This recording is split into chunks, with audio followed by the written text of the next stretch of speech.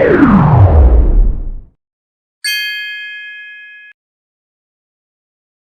juga memang itulah organisasi yang dibentuk berdasarkan undang-undang advokat.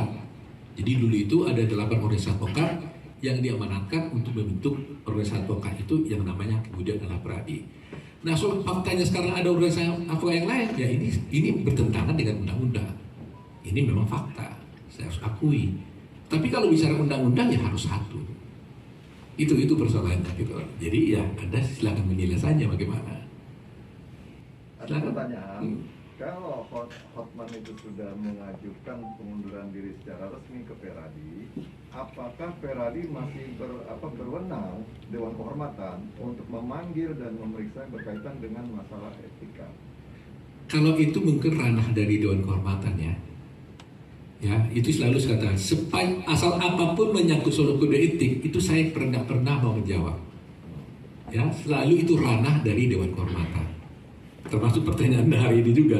Sama juga kemarin itu waktu di pelantikan DKD ditanya juga sama wartawan bagaimana pendapat Pak Otto sebagai ketua umum, orang bermewah-mewah, berburu mewah itu katanya memamerkan harta itu, apakah itu melanggar kode etik? Itu pertanyaan saya. Saya katakan memang di dalam kode etik advokat Indonesia itu ada di sana disebutkan setiap advokat itu wajib menjaga citra dan martabat profesi advokat, ya kan? Tetapi apakah itu melanggar citra atau martabat itu bukan kewenangan saya, itu ranah dari Dewan Kehormatan, ya kan? Jadi ada aturan kode etik seperti itu. Masing-masing orang punya penafsiran. Saya bisa tafsirkan lain, Hotman Paris bisa tafsirkan lain, yang lain juga bisa tafsirkan lain. Tapi yang menegakkan itu bukan saya, menegakkan itu adalah Dewan Kehormatan. Nah, jadi terserah Dewan Kehormatan apa pendapatnya. Mungkin rekan saya saja mengatakan itu melanggar, mungkin Dwi mengatakan itu tidak melanggar, ya itu boleh saja. Setiap orang boleh berpendapat. Sama dengan satu peraturan, setiap orang bisa berpendapat. Tetapi bagaimana tegaknya kan hakim yang memutuskan. Sama dengan ini juga, ya hakim. Hakimnya siapa? Dewan Kehormatan. Nah, itu yang harus dipahami, ya. Jadi itu yang ingin saya luruskan gitu loh. Nah, soal apakah itu melanggar kode etik atau tidak, saya tidak memberikan pendapat apa-apa. Itu ranah dari Dewan Kehormatan. Saya tidak mengatakan itu melanggar atau tidak melanggar, enggak. Saya tidak dalam posisi memberikan pendapat soal itu. Biarkan Dewan Kehormatan yang menilainya. Gitu. Apakah ada batasan waktu berapa lama Dewan Kehormatan untuk mengkaji apakah itu melanggar atau tidak? Itu kalau ada pengaduan, Mas. Kalau ada pengaduan ke Dewan Kehormatan, baru itu jadi. Kalau nggak ada daily, ya nggak ada putusan. Berarti hanya peraturan begitu saja. Makanya kemarin, ya mungkin ada teman-teman mungkin salah menafsirkan atau ada Hotman yang salah mendengar, saya nggak tahu. Tegas saya katakan di dalam pidato saya, karena ada persoalan yang sekarang ini yang selalu diperdebatkan rekan Hotman. Apakah orang yang berbuat di luar sana dalam tidak melaksanakan tugasnya sebagai advokat, ya, atau mungkin di sana dia melakukan tugas atau tidak dalam melaksanakan tugas itu diduga melanggar kode etik, apakah itu merupakan ranah Dewan Kehormatan, merupakan pelanggaran kode etik atau tidak? Itu yang selalu mempersoalkan, apakah orang yang melakukan sesuatu perbuatan yang diduga melanggar kode etik, tapi dilakukannya bukan saat melakukan pekerjaannya sebagai advokat. Apakah itu merupakan kewenangan Dewan Kehormatan? Apakah berwenang nggak Dewan Kehormatan memeriksa? Kan begitu. Saya jawab, untuk itulah supaya Dewan Kehormatan melakukan kajian dan workshop. Itu himbauan saya sebagai Ketua Umum Peradi kepada Dewan Kehormatan supaya ini dikaji baik-baik. Bila perlu melakukan workshop mengenai ini, atau bila perlu memberikan masukan, apakah mungkin kode etiknya perlu dirubah dan sebagainya. Jadi kita tidak memberikan mengatakan ini melanggar atau tidak melanggar gitu loh, ya. Tapi ini justru yang harus dikaji, gitu loh, ya. Nah, kalau mengenai soal umpamanya Pak Hotman menantang saya atau mengajak saya untuk melakukan diskusi ya, debat terbuka gitu ya. Jawaban saya begini, saya ini yang membuat draft salah satu drafter daripada kode etik itu. bersama almarhum Leonard Simorangkir, dan kemudian kita rumuskan bersama-sama dengan teman-teman yang lain di Komite Kerja Advokat Indonesia pada waktu itu. Kemudian saya antarkan kode etiknya ini kepada Ketua Komisi 2 pada waktu itu Pak Teras Narang, bukan Komisi 3 pada waktu itu, Komisi 2. Jadi saya mengerti kode etik itu mana yang baik, mana yang buruk.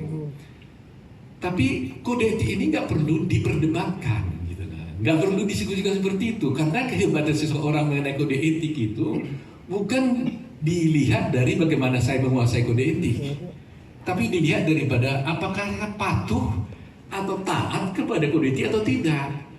Baru dibilang hebat gitu loh. Kalau saya taat, kalau saya patuh, ya itu berarti saya hebat terhadap kode etik.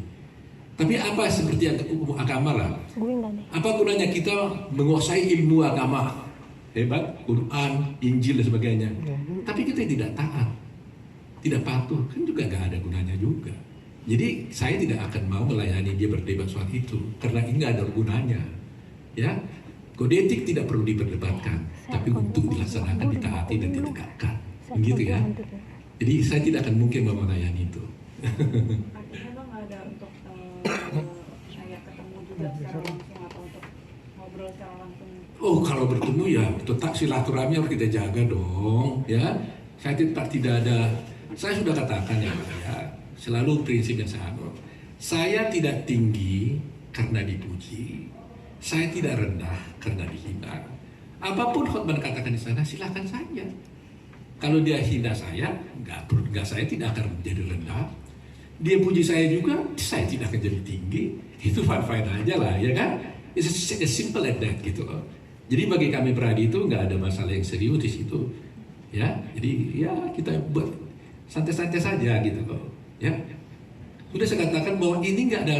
Tadinya saya nggak mau komentari sama sekali. Saya nggak mau bicarakan ini.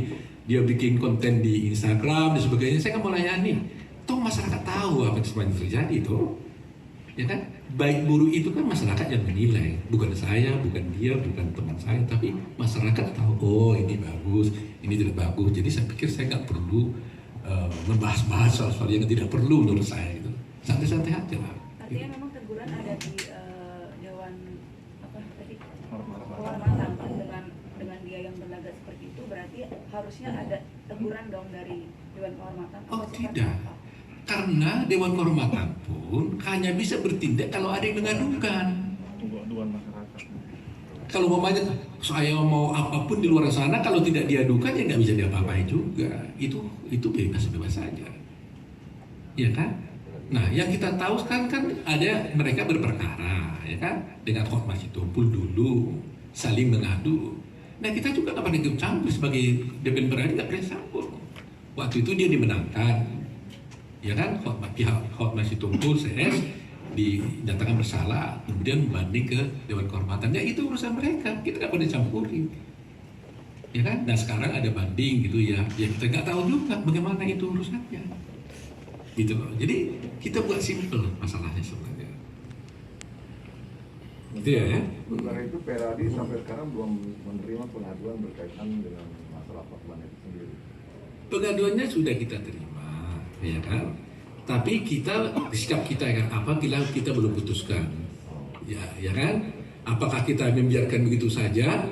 Apakah juga harus kita jawab atau tidak? Nanti kita pertimbangkan. Tadi saya katakan tadi itu, karena kewajiban menjadi anggota organisasi advokat itu adalah kewajiban advokat itu, ya kan? Tata cara yang diatur dalam undang-undang advokat itu adalah tata cara pemberhentian sebagai seorang advokat, bukan pemberhentian dari organisasi advokat. Nah itu yang harus kita lihat. Jangan sampai karena kami bilang ya udahlah terima, nggak ada masalah Pak Hotman mundur gitu, terus kami buat pernyataan terima, kan melanggar undang-undang gitu kan. Itu tuh